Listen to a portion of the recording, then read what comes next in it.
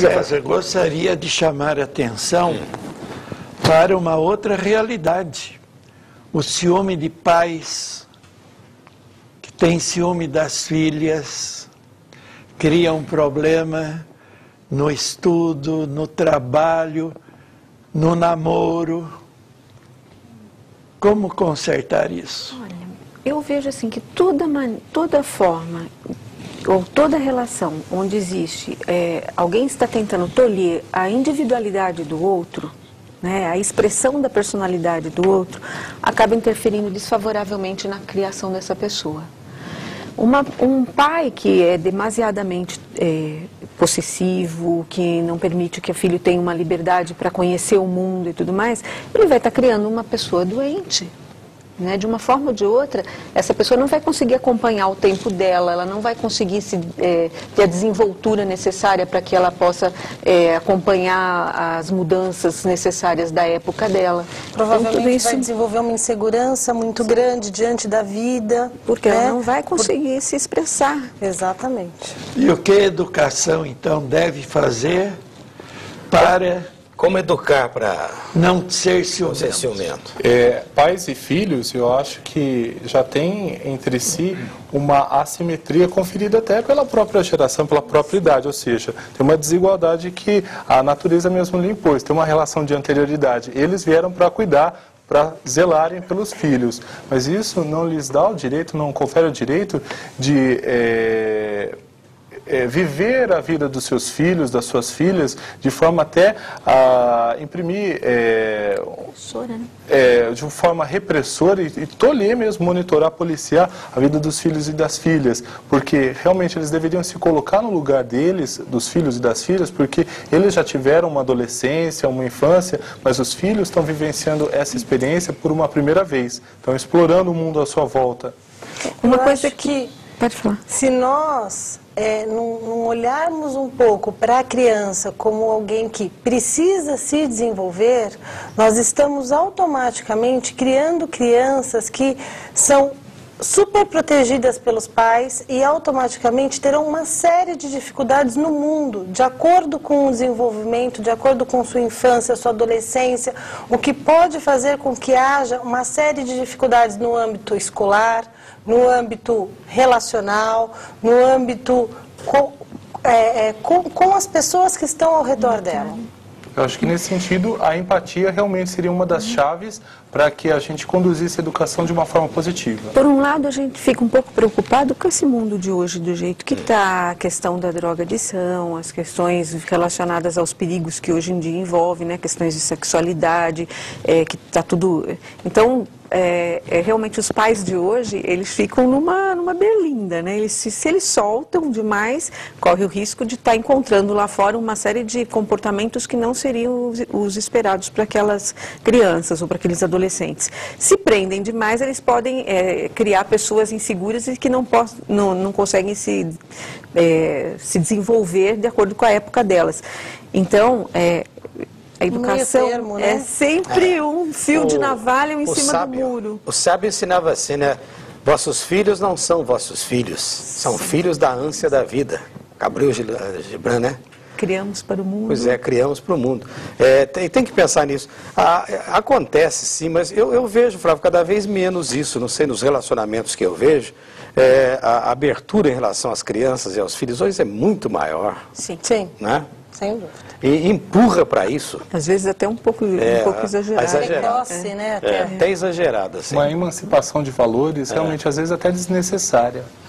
Porque geralmente os pais precisam entender qual é a necessidade da criança, né? E muitas vezes os pais, na ânsia de que a criança não vá para uma drogadição ou até para uma sexualidade precoce, começa a dar uma série de informações quando a criança não está preparada para isso. A criança precisa de uma preparação e a criança, ela demonstra, ela menciona quando ela está precisando de cada coisa. Né? Então, quando a criança quer saber alguma coisa a respeito de sexualidade, ela vai demonstrar isso. Os pais precisam ficar atentos a isso. Eu responderia a pergunta assim: para educar a criança, o adolescente, para que não seja ciumento, é preciso educá-lo para o amor. Sem dúvida. Formá-lo para se abrir, para se doar, para o amor nas suas diversas acepções. E ao amor sempre, né? Exato. Eu vejo o amor sempre como um continente, tudo o resto como conteúdo. O amor permeia tudo. Porque muitas vezes os pais transmitem uma ideia de amor posse, Sim. de amor usufruto, e inclusive favorecem na criança o egoísmo, o usar as outras pessoas para seu próprio interesse. Tudo isso vai descambar nos ciúmes mais ou menos doentios. Né? Sem dúvida. Você tem mais e-mail aí, Flávio? Não tem mais Para nada. registrar, não. A gente agradece, que já passou, são muitos. O Flávio nem sempre lê todos, eles assim, já são há repetições. são repetições do que já foi falado. A gente costuma colocar aí no GC, que chama nas letras embaixo do vídeo, né? Agradecendo as pessoas que passaram o e-mail, porque repete-se as coisas. Mas nós tivemos boa participação hoje, já sabíamos disso, que íamos ter muita participação, porque o tema parece que não é, mas ele tem muito a ver com a vida da gente, com todos nós, é questão de comportamento. Uma pergunta que eu tenho aqui, que eu acho interessante é essa, como é que foge de uma crise de ciúme? Como é que você está brigando com o ciumento, como é que faz, hein? É difícil, né? É difícil? É difícil, porque... Eu não sei, não vi isso. Depende do tipo. Se for um ciumento... agressivo, alcoolista, que a pessoa vai fugir como? Ela tem realmente Vamos pegar um mais manso. Um mais manso, né? Eu tenho a impressão que a relação amorosa, ela vai criando formas das pessoas se comunicarem e se entenderem, né? E terem uma forma de comunicação que uma entenda a outra. Então, realmente, contornar, talvez não exageradamente conflitar, né? O que, por outro lado, acaba fazendo com que a pessoa perca um pouco a sua expressão. Né?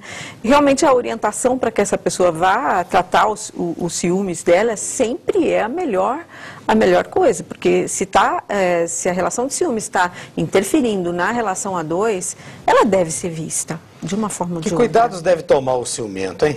O ciumento... Primeiro ele tem que ter desconfiômetro, né? Primeiro ele tem que ter consciência de que ele está sendo... desconfiômetro. Que ele passou do limite, né? E às vezes é essa crítica que ele não tem. Então essa crítica ela precisa ser apontada, às vezes, pela pessoa que está sendo vítima, pelos amigos. Até porque muitas vezes ele vai em busca de uma série de suspeitas e não encontra, e isso faz com que ele não se tranquilize. Muito, muito pelo contrário, ele precisa fuçar ainda mais. Mas quando encontra também não, viu? Sim. Quando encontra e depois não, tudo bem, eu perdoo, mas continue. E aí começa, né? Ah, mas você fez lá, então você vai fazer de aqui. novo. Então vem a questão da desconfiança. Né? E aí eu acho que tem uma quebra no relacionamento, porque se tem desconfiança, como é que eu posso continuar? Como é que eu posso acreditar em você se você já fez uma vez? Uma relação a dois, o que ela comporta, né? Uma relação homem e mulher. Cumplicidade acima de tudo. Sim. Né? Muita cumplicidade. Sexualidade, o amor, né? Fraternal. Confiança. Enfim, o padrão... Companheirismo e tudo mais. Agora, se a cumplicidade já está quebrada de uma tal forma, né? Ou seja fantasiosamente, ou seja realmente, precisa se reconstruir essa relação. Eu gosto da palavra cumplicidade, sabe? Acho que é um pouco de dividir a vida, né? De ser cúmplice nos ideais, nas buscas, nos sonhos, nas realizações, lealdade, né? Aquela coisa da lealdade a dois. Mas a confiança é tudo, porque o que monta como é que vai viver com uma pessoa em quem não confia, né? Não tem chance. Às vezes é possível, né? É possível se viver a dois com respeito, não é possível quer dizer, o amor não comporta isso, mas é possível você viver a dois... Sem confiar? Respeitando, talvez, não? Bom, tem que ficar numa vigilância o tempo todo. E viver a dois é viver a dois, não é querer incorporar o outro como faz a pessoa ciumenta, porque o ciumento dominar, né? tem a tendência de querer não só aninhar o outro, mas absorver.